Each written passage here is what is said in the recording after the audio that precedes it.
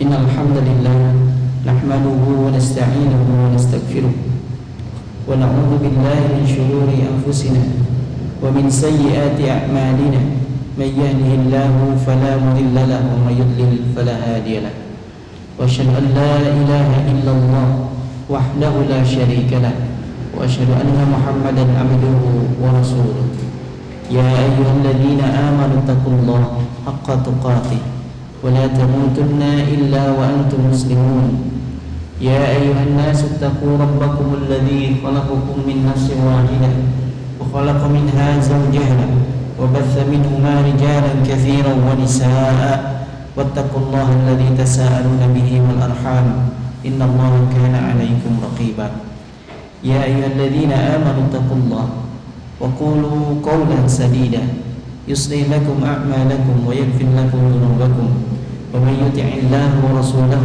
فقد فاز فوزا عظيما أما بعد فإن أصدق الحديث كتاب الله وخير الهدي هدي محمد صلى الله عليه وسلم وشر الأمور محدثاتها وكل محدثة بدعة وكل بدعة ضلالة وكل ضلالة في النار. Ikhwan wa akhwati fillah, azani Allah wa iyyakum ajma'in. Alhamdulillah, kita bersyukur kepada Allah Subhanahu wa taala pada malam hari ini. Allah taala berikan kepada kita taufik dan beragam kemudahan sehingga kita bisa berkumpul kembali di majelis ini melanjutkan pembahasan kitab salah satu usul yang disusun oleh Syekh Muhammad bin Abdul Wahhab rahimahullahu taala. Dan insyaallah pada malam hari ini kita akan masuk ke prinsip yang kedua setelah selesai membahas penjelasan muallif berkait prinsip pertama, yaitu mengenal Rabb, mengenal Allah. Dan kita akan masuk ke prinsip yang kedua, yaitu mengenal agama Islam.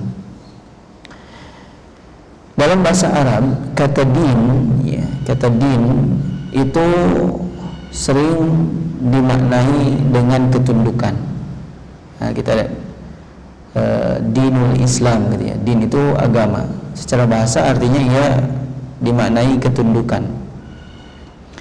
Adapun dalam definisi yang disebutkan pada ayat-ayat Al-Quran, din, agama itu adalah aturan hidup yang sempurna lagi menyeluruh, yang meliputi segala aspeknya. Itulah din, itulah agama. Sehingga anggapan sebagian orang bahwa kalau dalam urusan dunia mah nggak usah bawa-bawa agama gitu ya, itu tidak betul. Karena untuk urusan dunia pun diatur di dalam agama. Ya, bagaimana cara berdagang itu dibahas di dalam agama kita. Karena din itu adalah aturan hidup kita di dunia. Dan salah satu karakteristik agama kita adalah agama yang sempurna. Tidak mungkin dikatakan sempurna kecuali ya, segala sesuatu yang kita butuhkan itu ada padanya. Ya, baik dalam urusan dunia, terlebih lagi dalam urusan akhirat, urusan agama kita. Ada masuk WC, keluar WC juga dibahas. Bagaimana cara membersihkan najis juga dibahas. Ini semua adalah lingkup dari agama. Jadi aspeknya itu bisa berupa keyakinan, pemikiran, akhlak, ya, dan juga termasuk diantaranya amal-amal perbuatan. Itu dibahas semuanya dalam agama. Dan sama-sama kita menyadari dan meyakini seyakin-yakinnya bahwa satu-satunya agama yang diridhoi oleh Allah Subhanahu wa taala adalah Islam. Sebagaimana sering kita dengar firman Allah taala, "Innad dina indallahil Islam." Sesungguhnya agama di sisi Allah yang disebut din, yang disebut agama di sisi Allah ya Islam. Ya. Dan orang-orang yang mencari jalan-jalan lain selain jalan Islam, maka ia akan merugi. Ia akan merugi kelak di akhirat. Sebagaimana disebutkan dalam surah Ali Imran ayat 85, "Wa may yabtaghi ghairal islami dinan."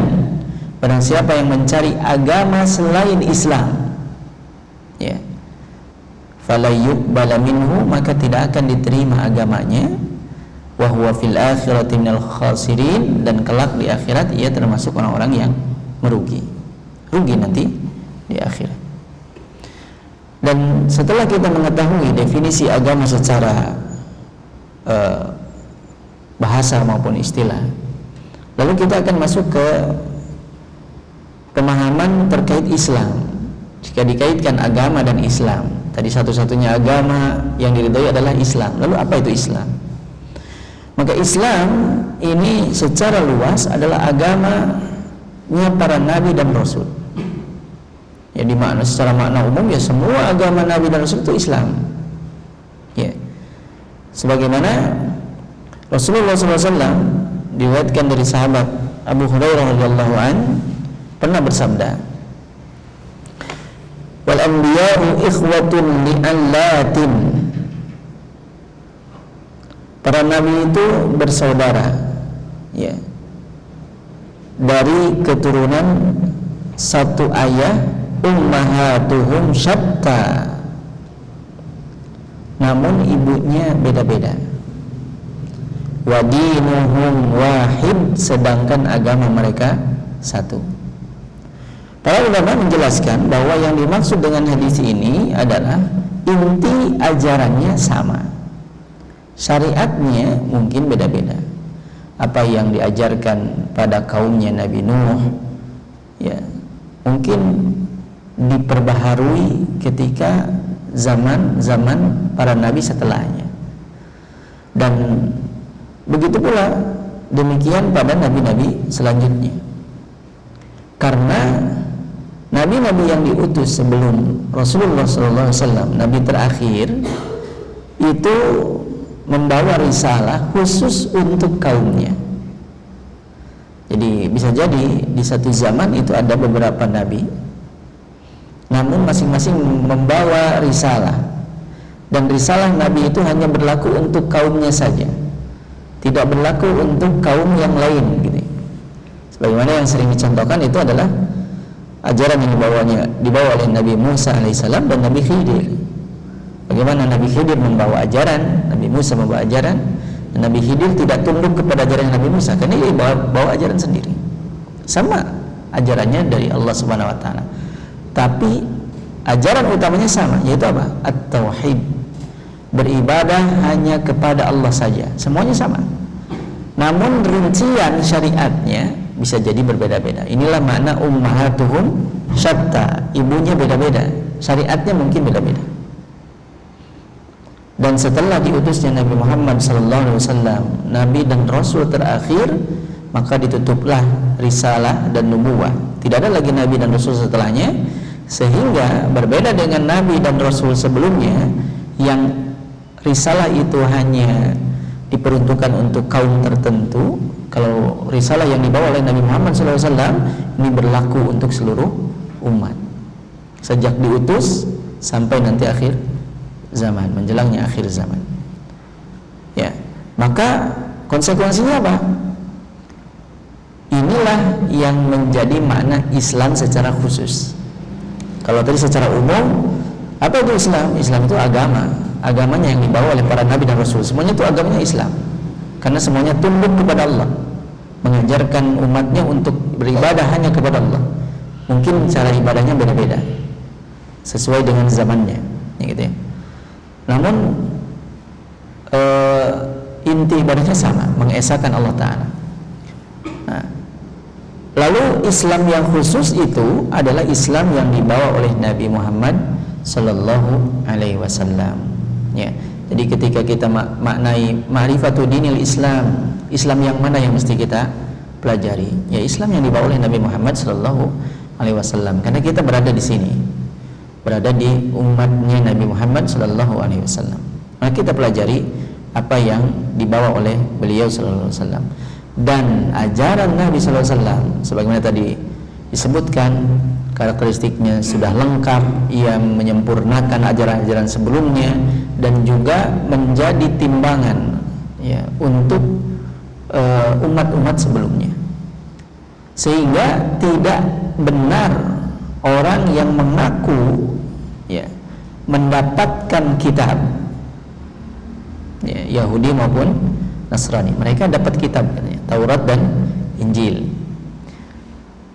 Nah, datangnya Nabi Muhammad SAW ini menjadi ujian. Apakah mereka beriman kepada Nabi Muhammad SAW atau tidak? Karena ini bagian dari bentuk keimanan kepada para rasul. Di dalam Taurat dan Injil mereka itu disebutkan tentang ciri-ciri, sifat-sifat dan akan datangnya Rasul terakhir, yaitu Nabi Muhammad SAW. Mereka tahu itu. Ya. Mestinya ketika sudah datang, mereka pun mengimaninya. Sehingga orang-orang yang masih bersikukuh beranggapan bahwa saya mah ikut yang lama saja, gitu.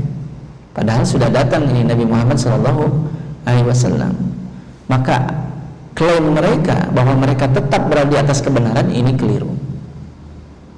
Ya, ini keliru. Maka ketika ditafsirkan secara lebih khusus, inna dina indallahil Islam, semuanya agama yang diridhai di sisi Allah hanyalah Islam. Ya, saat ini ya, Islam yang dibawa oleh Nabi Muhammad SAW. Tidak dimaknai bahwa kan agama yang dibawa oleh Nabi Musa juga ini Islam. Tidak seperti itu. Karena sudah datang Nabi Muhammad SAW, wajib beriman kepada Nabi Muhammad, meninggalkan apa yang telah dibawa oleh para nabi sebelumnya. Meskipun itu hak, meskipun itu benar. Apalagi sudah mengalami perubahan. Misalnya kitabnya sudah diubah, gitu ya. Tauratnya sudah diubah, Injilnya sudah diberikan tambahan-tambahan. Ya, dicampur antara hak dan yang batil, tidak tahu mana lagi yang hak, mana yang batilnya, gitu ya. Sehingga satu sama lain itu ada pertentangan. Maka yang wajib itu adalah Islam yang dibawa oleh Nabi Muhammad SAW. Sehingga yang jadi pengingat kepada kita, ya mungkin beberapa saat kemarin pun muncul ya kasus serupa ya, ketika seolah-olah dikompromikan agama Islam dengan agama Nasrani, gitu ya. Ada kesamaan dan lain sebagainya. Memang dalam sisi pengabaran kita tidak boleh langsung mendustakan apa yang disampaikan oleh ahlul kitab. Tapi bagi orang awam ya mesti hati-hati kita ya. Jangan sampai tertipu. Tertipu itu sedikit-sedikit akhirnya kita ternyata sama, ternyata membenarkan. Lama-lama jadi sekuler. Sekuler itu apa? Ya, pluralisme juga ya. Mereka beranggapan bahwa semua agama baik. Nah, lihat ya, di awal dibangun dengan pemikiran seperti ini, semua agama baik. Ya, ini tentunya bertentangan dengan tadi inna dina indallahil Islam. Gak ada semua agama baik, gak ada, hanya Islam, gitu. Maka usaha-usaha yang mungkin dilakukan oleh sebagian orang untuk mencari kesamaan, gitu ya, itu memiliki bahaya juga ya, bahaya fitnah, bisa menjerumuskan orang-orang awam yang tidak tahu apa-apa. Ternyata memang benar ya, ada gitu. Lihatlah bagaimana Rasulullah SAW sangat marah ketika melihat Umar bin Khattab, sahabat yang mulia. Ia memegang beberapa lembar Taurat. Saat itu kan masih ahlul kitab Nasrani di Madinah, itu masih di Madinah itu banyak ahlul kitab. Sehingga dalam kehidupan bertetangga mungkin saja ya, bertemu. Dan di tangan Umar itu ada beberapa lembaran Taurat. Melihat itu Rasulullah SAW marah, menegurnya. Afi syakin anta ya Ibnul Khattab, apakah engkau ragu wahai Ibnul Khattab? Jadi, ragu tentang Islam yang dibawa oleh Nabi Muhammad SAW sampai harus buka-buka lagi Taurat.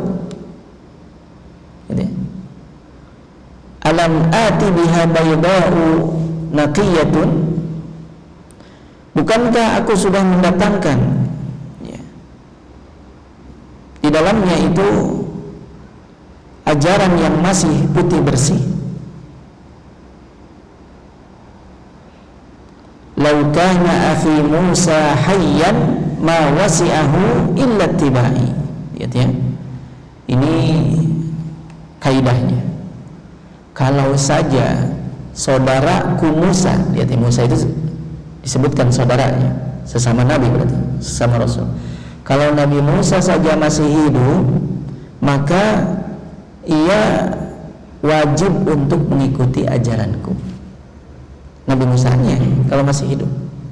Saat Nabi Muhammad sudah ada, Nabi Musa masih hidup misalnya, maka wajib ikut ajaran Nabi Muhammad SAW. Ya. Ini orang-orang yang mengaku mengikuti Nabi Musa masih nggak mau beriman kepada Nabi SAW. Ya. Maka Rasulullah SAW mengingatkan, walladzi nafsu Muhammadin biyadi, demi zat yang jiwa Muhammad ada di tangannya, la yasma'u bi ahadun min hadhil ummah, tidak ada seorang pun yang mendengar tentang ajaranku dari umat ini, Yahudiyun wala Nasraniyun, baik ia seorang Yahudi maupun Nasrani, thumma yamutu wa lam yu'min billadzi ursiltu bihi, lalu ia mati dalam keadaan tidak beriman kepada ajaran yang aku bawa, illa kana min ashabin nar, maka ia pasti termasuk penghuni neraka. Ya. Ini orang yang mengaku Yahudi dan Nasrani. Yahudi dan Nasrani mereka ahlul kitab, kami juga dapat kitab sama. Ya. Mengaku seperti itu, tapi tidak beriman kepada Nabi Muhammad SAW, kepada apa yang dibawa oleh Nabi Muhammad SAW, maka tetap ia masuk neraka. Gitu. Maka Islam tadi, ya, Islam yang mana yang mesti kita ketahui? Islam mana yang satu-satunya diridhoi di sisi Allah? Islam yang dibawa oleh Nabi Muhammad sallallahu alaihi wasallam. Ya. Dan ikhwah wa akhwati fillah, azanillahu wa iyyakum ajmain. Mengenal agama ini adalah sebab kita untuk mendapatkan banyak kebaikan. Rasulullah SAW memberikan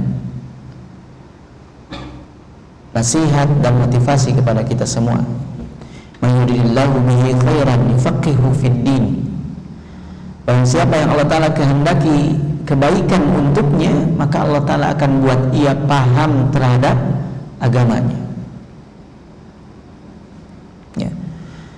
Dan disebutkan di sini dalam hadis ini bahwa paham terhadap agama ini adalah sebab kebaikan, baik kebaikan dunia maupun kebaikan akhirat. Sebaliknya, orang yang tidak mau belajar, tidak mau mengenal agama Islam, gitu ya, maka ia terhalang dari kebaikan. Ia tidak akan mendapatkan kebaikan yang dijanjikan oleh Allah Subhanahu wa taala ini. Ya. Dan Syaikh Al-Utsaimin rahimahullah taala, beliau mengatakan kalau saja tidak ada hadis lain kecuali hanya hadis ini, maka ini sudah cukup untuk memotivasi kita untuk belajar agama. Kalau paham hadis ini, mestinya ini sudah cukup untuk mendorong kita untuk belajar agama. Agama itu sebab kebaikan. Belajar agama sebab meraih banyak kebaikan. Ya. Maka di sini terlebih lagi ma'rifatu dinil Islam, mengenal agama Islam, ini menjadi salah satu pertanyaan yang akan ditanyakan nanti kelak di alam kubur. Ya. Ma dinuk, apa agama? Ya. Dinil Islam. Nah, sekarang mau dihafalkan bisa dinil Islam. Tapi apa yang bisa kita pahami dari Islam? Apa yang sudah kita amalkan dari Islam? Lalu buktinya apa kita itu Islam? Kan gitu ya. Itulah yang akan membuat kita mampu menjawab pertanyaan tersebut. Bukan hanya sekedar menghafalnya. Hafal mah bisa sekarang juga. Agama saya Islam, dinil Islam. Tapi kelak ya orang-orang munafik itu apa? Mereka menampakkan keislaman, artinya tahu ya kondisi Islam, tapi menyembunyikan kekufuran, tidak bisa jawab.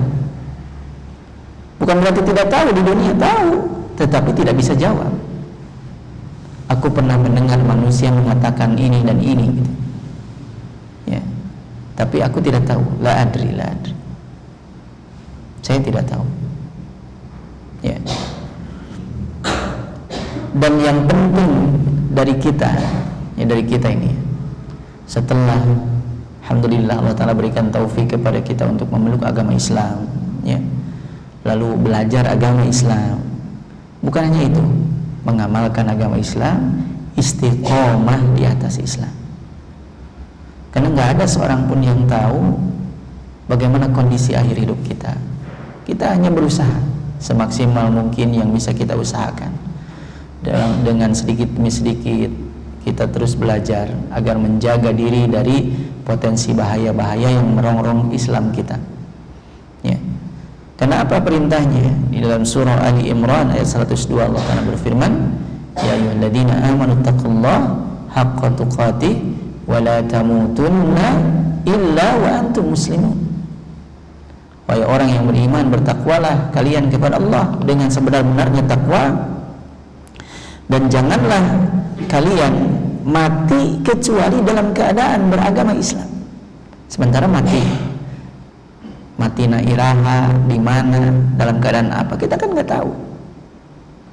Makanya posisikan setiap saat kita itu, jika Allah Ta'ala cabut kita di saat tersebut, kita dalam keadaan Islam. Jangan nunggu tahun depan gitu. Setiap saat yang kita akan lewati, kalau kita mati dalam keadaan ini gimana nih? Nah gitu ya. Nah ini bentuk muhasabah dari awal, ya, introspeksi kita, sehingga kita bisa filter, ini kegiatan ini mah kira-kira nih bahaya ya. Misalnya lagi menghadiri acara yang di dalamnya banyak kemaksiatan misalnya, padahal cuma hadir aja gitu, diundang, nggak enak, nggak hadir nggak enak. Tapi kalau lama-lama di sana, kumaha ya pas kerja maut deh sana gitu. Nah, kadang-kadang gitu yang matan. Ya. Tapi ketika kita berada di tempat-tempat yang baik, di mana kita melaksanakan ibadah kepada Allah Ta'ala, dan kita berharap di sana saat kondisi itu kita kalau Allah Ta'ala cabut nyawa kita akan merasa tenang gitu seolah-olah ya. Dalam kondisi seperti itu, itulah yang mesti kita perbanyak gitu, untuk mengamankan kondisi-kondisi diri kita.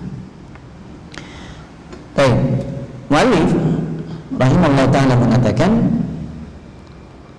al-aslu tsani, prinsip yang kedua adalah ma'rifatu dinil Islam, mengenal agama Islam bil adillah, dengan dalil. Sekali lagi di sini mu'allif mengatakan bahwa bagaimana cara kita mengenal agama, titik tekannya adalah bil adillah, dengan dalil. Dalil itu apa yang disebutkan dalam Al-Quran, apa yang disampaikan oleh Rasulullah SAW. Karena untuk beragama itu enggak pakai logika, enggak. Kumaha saya nanya, jika iya saya gitu ya. Kalau Allah Ta'ala tetapkan cara ibadah itu seperti ini, cara beribadah kepada Allah Ta'ala seperti ini, dicontohkan oleh Rasulullah SAW, itulah yang kita lakukan. Kalau agama itu dibebaskan, sekolah masing-masing, penting mah ibadah nama silahkan lah, kebayang ya. Setiap orang itu akan memiliki standar kebenaran yang beda-beda. Makanya Allah Ta'ala tidak biarkan itu. Ketika Allah Ta'ala perintahkan dan tetapkan bahwa tujuan diciptakannya manusia itu adalah untuk beribadah kepada Allah, maka dijelaskan ibadah itu apa saja, bagaimana caranya. Allah Ta'ala turunkan Al-Quran, Allah Ta'ala utus Rasul, oleh Rasul dicontohkan, kemudian diriwayatkan oleh para sahabat, sampai juga kepada kita melalui para ulama, kan gitu. Itu adalah kasih sayang Allah Ta'ala. Maka agama itu dibangun di atas dalil, ya, sebagaimana yang pernah dikatakan oleh Ali bin Abi Thalib ketika membahas tentang masul khuf, ya, ada sebuah keringanan saat melakukan toharoh, bersuci, bagi orang yang mengenakan sepatu atau penutup kaki itu boleh ketika berwudu untuk mengusap khuf, sepatunya. Bagi yang musafir itu 3 hari 3 malam, ya. Kalau yang mukim itu 1 malam. Ya, jadi ketika yang lain biasa pas bagian kaki itu hanya mengusap khuf, sepatunya saja. Nah, tapi yang diperintahkan itu apa yang diusap? Bagian atasnya, bagian atas sepatu, ya, bagian atas sepatu. Ya, ini perintahnya begitu, bagian atas sepatu. Ketika kalau kita lagi wudu nggak pakai sepatu, maka semuanya dibasuh, ya, sehingga kotornya itu terangkat lah gitu. Kalau ini lagi pakai huf, maka bagian atasnya. Maka kata Ali apa? Lau kana ad-dinu bir-ra'yi lakana asfalul khuffi aula bil massi min a'lah. Kalau saja agama itu dibangun di atas akal, maka tentunya yang lebih layak untuk dibasuh itu bukan bagian atasnya, yang bawahnya sepatu, maka kotor banget gitu. Kenapa atasnya? Ya demikian perintahnya. Perintahnya atasnya, bukan bawahnya. Nah, akal mah nggak nyampe cina kita, nah atasnya handapna tuh. Perintahnya atas, ya sudah atasnya, gitu ya. Maka agama itu dibangun di atas dalil. Makanya tadi disebutkan ma'rifatu dinil Islam bil adillah, ya. Dan lalu ada sebagian orang yang nyinyir dengan ini gitu.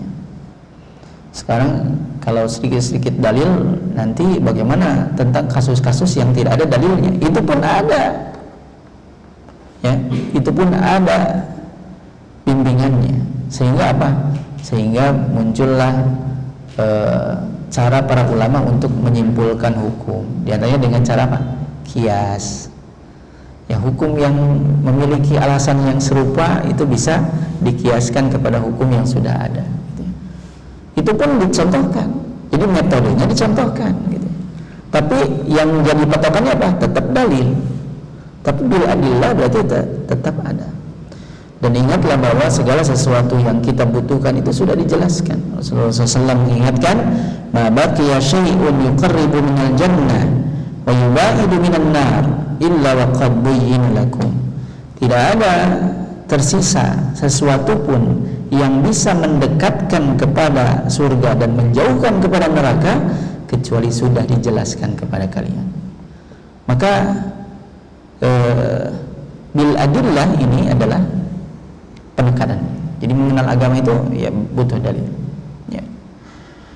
Lalu kemudian muallif menyebutkan wa huwa al-istislamu lillahi bit-tauhid wal inqiyadu lahu bit-ta'ah wal bara'atu minasyirki wa ahlihi. Ini makna Islam. Islam itu adalah istislamu lillahi bit-tauhid, menyerahkan diri kepada Allah dengan mengesahkan Allah.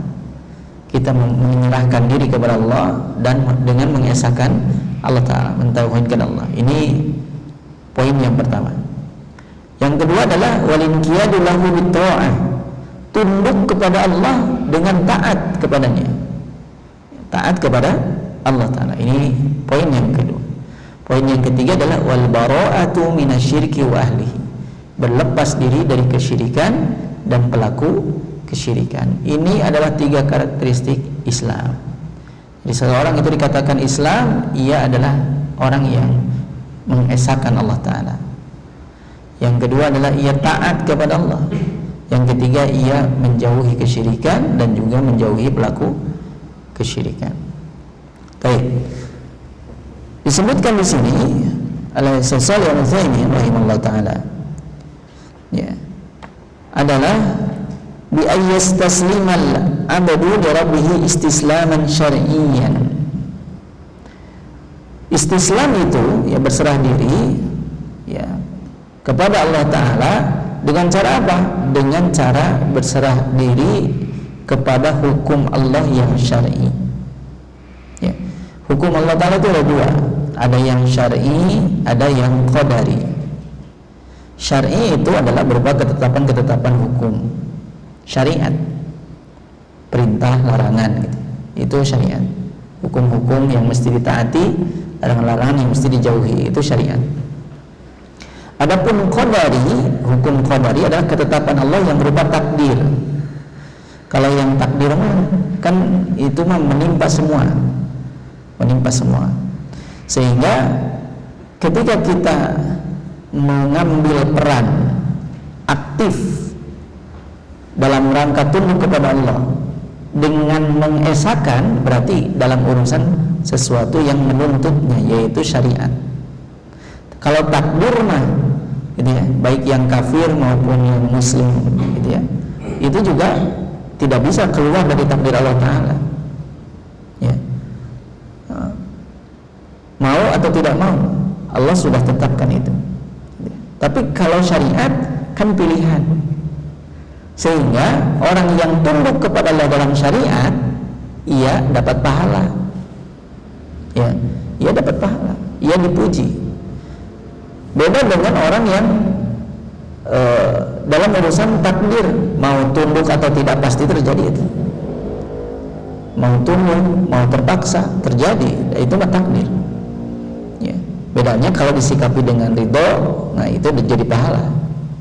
Dengan syukur ketika diberi nikmat, jadi pahala syukurnya. Dengan sabar ketika diberi musibah, maka sabarnya jadi pahala.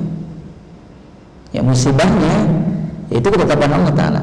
Yang jadi pahala adalah ketika kita menyikapinya dengan benar gitu.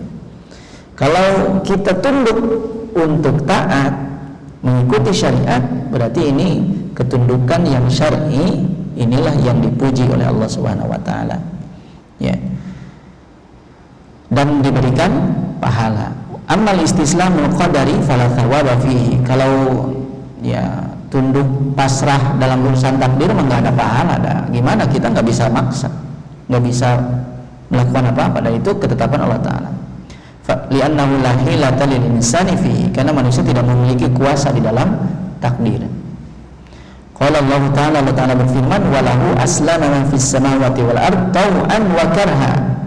Disebutkan ini berarti Islam yang kauni atau qadari, dan kepada Allah ya setiap orang yang ada di langit dan di bumi itu tunduk kepada Allah. Tau'an secara sukarela, wa karhan atau terpaksa, tunduk dalam takdir. Ya, mau nerimakeun mangga, tidak nerimakeun mangga. Ya, takdir mah tetap terjadi. Gitu ya. Wa ilaihi yurja'un, hanya kepada Allah lah mereka akan dikembalikan. Nah, dan maksud prinsip yang pertama ini adalah kita dituntut untuk beribadah secara ikhlas hanya kepada Allah, tidak berserah diri ya kepada selainnya. Ya, karena orang yang berserah diri kepada selain Allah, maka ia adalah orang-orang yang musyrik. Ya, sementara orang yang hanya beribadah kepada Allah dan juga ikhlas dalam ibadah hanya kepadanya, maka inilah orang-orang yang muwahhid. Kebalikan dari prinsip yang pertama ini adalah syirik dan sombong. Orang yang tidak mau beribadah mengesahkan Allah Ta'ala berarti ia berbuat syirik. Orang yang tidak mau tunduk kepada Allah Ta'ala berarti ia adalah orang yang sombong ya. Jadi kedua hal inilah yang menjadi sebab seseorang terhalang dari prinsip yang pertama, yaitu poin yang pertama, yaitu al-istislamu lillahi bitauhid ya. Maka ketundukan kepada Allah Rabb semesta alam itu adalah dengan tidak beribadah kecuali hanya kepadanya, tidak ada sekutu baginya, dan ia tidak sombong, tidak menyombongkan diri dari beribadah kepadanya ya, dan taat kepadanya serta taat kepada Rasulnya gitu ya. Maka ini poin yang pertama. Kemudian poin yang kedua adalah al-inqiyadu lahu bit-tha'ah ya. Taat kepada Allah Ta'ala, tunduk kepada Allah Ta'ala dengan melakukan ketaatan ya. Dan Islam itu tadi disebutkannya, di dalamnya meliputi aturan-aturan, ada perintah, ada larangan. Perintah dituntut untuk dilakukan, larangan untuk dijauhi. Ya. Inilah taat. Ya. Sering kita juga istilahkan dengan ketakwaan. Ya tadi ya. Maka seseorang mesti ia taat kepada Allah Ta'ala dalam rangka mewujudkan keislaman. Orang yang tidak tunduk kepada Allah Ta'ala, tidak taat kepadanya, maka ia tidak mewujudkan poin yang kedua ini di dalam keislaman. Tidak disebut Islam jika ia tidak taat kepada Allah Ta'ala. Ya. Ya. Karena orang yang mengaku muslim lalu antum muslim? Muslim. Salat tidak? Tidak. Kenapa tidak gitu? Ya, kalau alasannya macam-macam lah gitu alasannya. Ya, intinya tidak taat lagi lah. Berarti belum dikatakan dia seorang yang muslim dengan mengikuti poin yang kedua ini, ia tidak tunduk kepada. Antum tahu khamar itu haram? Tahu. Lalu kenapa masih minum gitu? Tidak ditinggalkan. Berarti ia tidak tunduk, tidak inqiyad kepada Allah Ta'ala bita'ah gitu ya. Maka definisi ini meliputi semua aturan-aturan dan larangan-larangan yang ada di dalam Islam. Baik. Kita jeda dulu untuk salat Isya. Insyaallah ada satu poin yang terakhir yang disebutkan oleh muallif berkaitan tentang wal bara'atu minasyirki wa ahlihi. Insyaallah kita lanjutkan setelah salat Isya. Sallallahu ala nabiyina Muhammadin wa ala alihi wa sahbihi wa man tabi'ahum bi ihsan ila yaumiddin wa akhir da'wana alhamdulillahi rabbil alamin.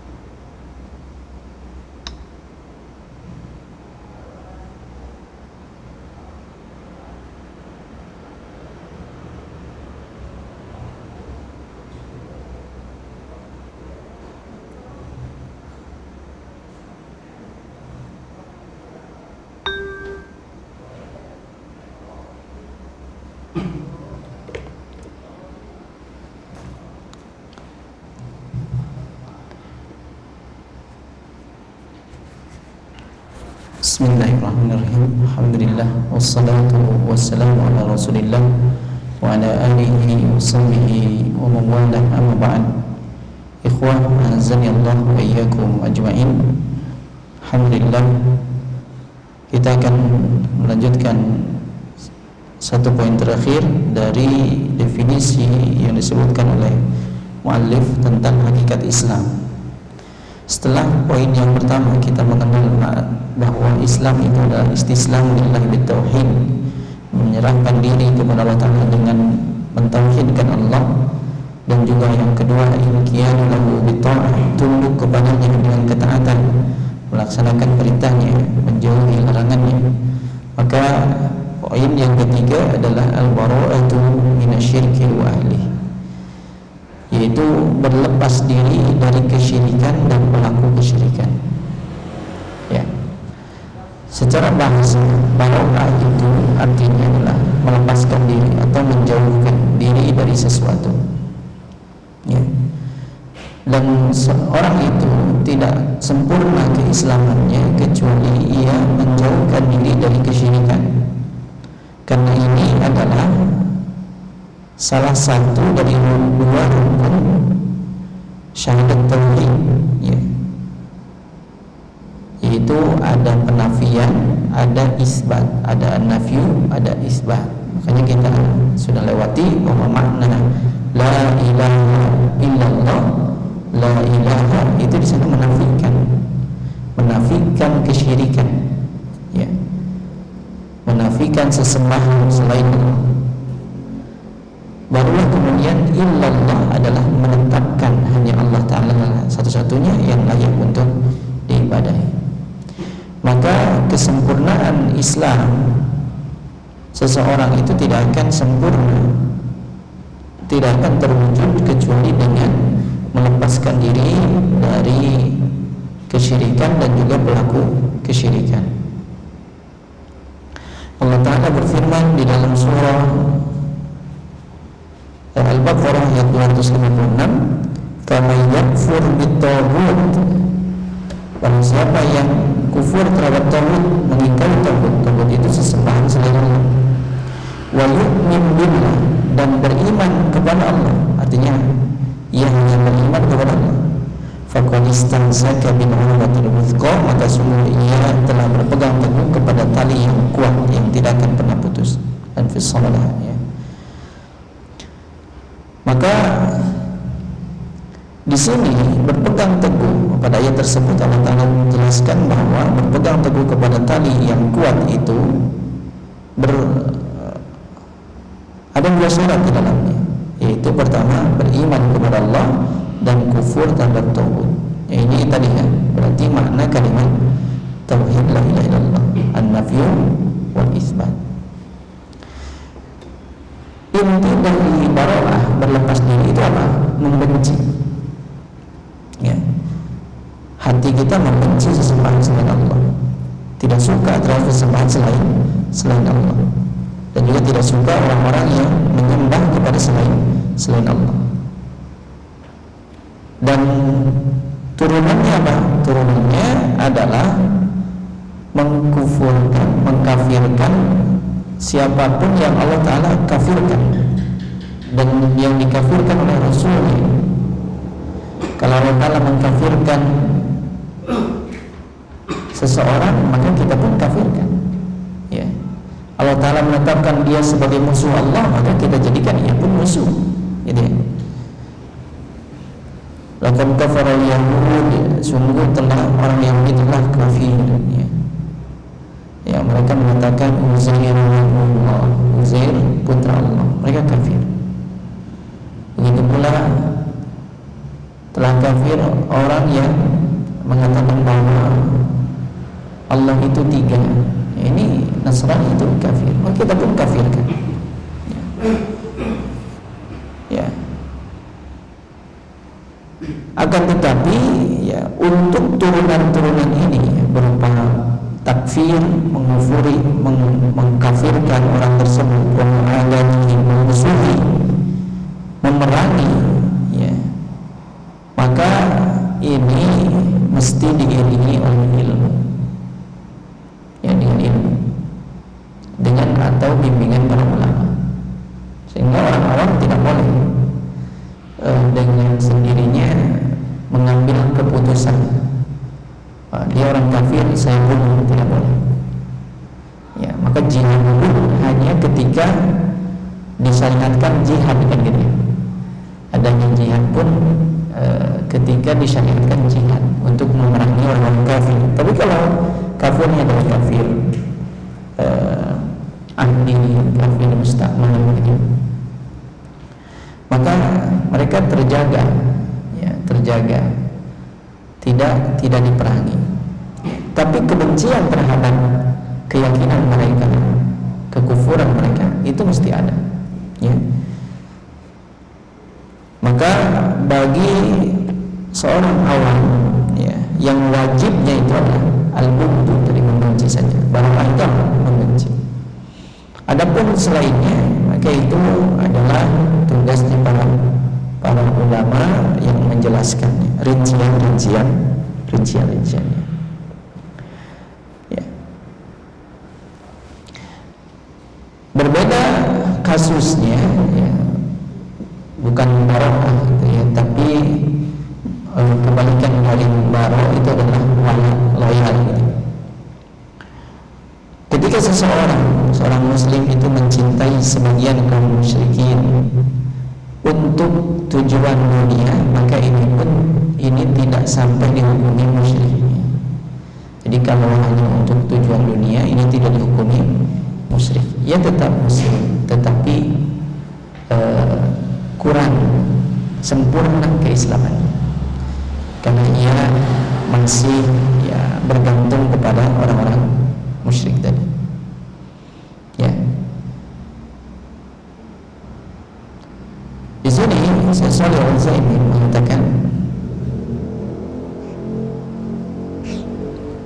al-bara'atu minasyirki ay yatabarra'a min, maksudnya berlepas dari kesyirikan, ia mesti menjauh dari kesyirikan, menghindari kesyirikan. Dan bagaimana kita bisa menghindari kesyirikan? Berarti mesti tahu dulu apa itu yang syirik, apakah ini termasuk syirik atau tidak gitu. Khawatir seseorang jatuh dalam kesyirikan tanpa ia ketahui. Maka mempelajari kesyirikan pun itu penting, ya. Bukan untuk dilakukan, tetapi sebagai bentuk kewaspadaan agar jangan sampai terjatuh darinya, gitu ya. Maka bara'ah minasyirk itu ya mesti juga didasari dengan ilmu. Oh, ini syirik, gitu ya. Baru kan kita bisa berlepas diri darinya. Dan dia mengosongkan diri darinya, menjauh darinya. Wa hadza yastalzimul bara'ah min ahlihi. Dan ketika kita berusaha untuk menjauhkan diri dari kesyirikan dan mengosongkan diri dari kemungkinan potensi syirik itu, pasti konsekuensinya adalah kita pun menjauhi pelaku kesyirikan. Kalau kita ingin jauh dari kesyirikan, ya pasti dari pelakunya pun kita jauhi. Gitu. Itu konsekuensinya. Makanya di sini disebutkan oleh Syekh Shalih Al-Utsaimin rahimahullah taala sebuah dalil dari surah Al-Mumtahanah ayat 4. Ini berkaitan tentang teladan dari Nabi Ibrahim alaihissalam. Allah Ta'ala berfirman, "Qad kanat lakum uswatun hasanatun fi Ibrahim." Sungguh telah ada bagi kalian suri tauladan yang baik pada Ibrahim alaihissalam. Walladzina ma'ahu, dan pada orang-orang yang bersama beliau, orang-orang yang beriman bersama beliau. Idh qalu, tatkala mereka mengatakan liqaumihim, terhadap kaum mereka, inna bura'a'u minkum, sesungguhnya kami berlepas diri dari kalian, ya. Wa mimma ta'buduna min dunillah, dan dari apa yang kalian sembah selain Allah. Kafarna bikum, kami mengingkari kalian, ya, mengingkari kalian.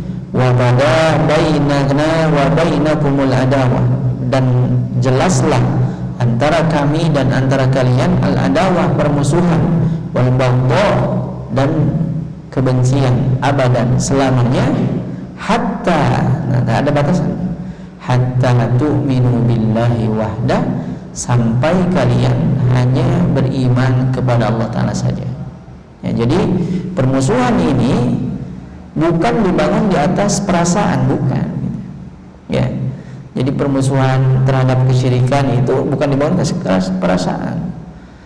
Makanya ketika seseorang yang dulu musyrik lalu masuk ke dalam Islam, ia rujuk dari kesyirikannya, maka tidak lagi kita benci, karena kebencian kita itu dibangun di atas syariatnya. Benci karena Allah, benci karena ia adalah orang-orang yang menentang syariat Allah Ta'ala. Kalau sudah ikut, sudah beriman kepada Allah, mereka pun saudara kita, gitu ya. Maka kebencian ini dibangun di atas syariat, sesuatu yang dituntun oleh syariat. Makanya Allah Ta'ala berfirman dalam ayat yang lain mengingatkan kepada kita, yaitu di surah Al-Mujadilah ayat 23.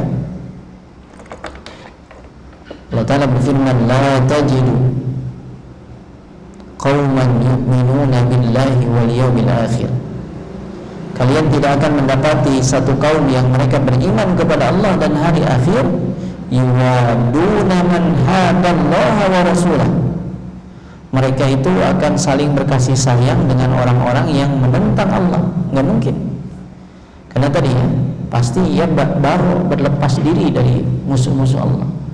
Kalau mereka beriman kepada Allah, nggak mungkin mereka kasih sayang sama ya akrab sama orang-orang yang musuh-musuh Allah gitu. Bahkan dalam urusan agama, toleransinya, kebablasan dan lain sebagainya. Tidak mungkin demikian. Ya. Meskipun dalam urusan lain mungkin tetap ya muamalah tetap dibolehkan, ya jual beli masih boleh kan gitu ya. Kepada orang tua misalnya yang masih orang tua yang kafir tetap diwajibkan untuk berbakti. Tetapi jika diminta untuk melakukan kesyirikan jangan diikuti kan gitu. Tetap dalam urusan seperti itu. Makanya disebutkan di sini walau kanu aba'ahum au abna'ahum au ikhwanahum au ashiratahum. Meskipun mereka itu adalah bapak-bapak mereka, anak-anak mereka, saudara-saudara atau keluarga mereka. Meskipun mereka adalah adalah orang yang terdekat dari kita, tapi mereka adalah musuh Allah, tidak boleh berkasih sayang kepada mereka. Kita benci mereka dari sisi keyakinan. Dalam muamalah kita tetap berbuat baik ya, sebagaimana yang dituntut oleh syariat gitu ya. Ketiga poin ini adalah poin yang menjadi bukti nyata tentang Islamnya seseorang. Sehingga bagaimana kita mengenal keislaman, bagaimana kita mengenal Islam, maka kita bisa lihat dari tiga poin ini.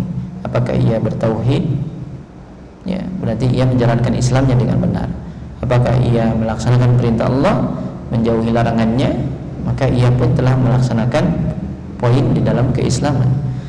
Tidak cukup dengan itu juga, hanya dua saja, tapi ia masih akrab dengan kesyirikan gitu ya. Pelaku kesyirikan juga gitu. Maka ini mesti jadi parameter bagi kita dalam menilai kualitas keislaman kita ya. Ini bisa jadi bahan introspeksi ya, dalam tiga hal ini tentang kualitas keislaman kita. Insyaallah ya di pertemuan selanjutnya kita akan mulai membahas terkait maratibul Islam ya, tingkatan di dalam Islam, yaitu al-Islam, wal-iman, wal-ihsan, dan masing-masing rukunnya insyaallah. Ya. Itu saja mungkin yang bisa saya sampaikan pada pertemuan kali ini. Ya, mudah-mudahan apa yang kita pelajari ini ada faidah dan manfaatnya. Kita cukupkan, naktafi bihadzal qadar. Subhanakallahumma wa bihamdika asyhadu an la ilaha illa anta astaghfiruka wa atubu ilaik. Astaghfirukum. Assalamualaikum warahmatullahi wabarakatuh.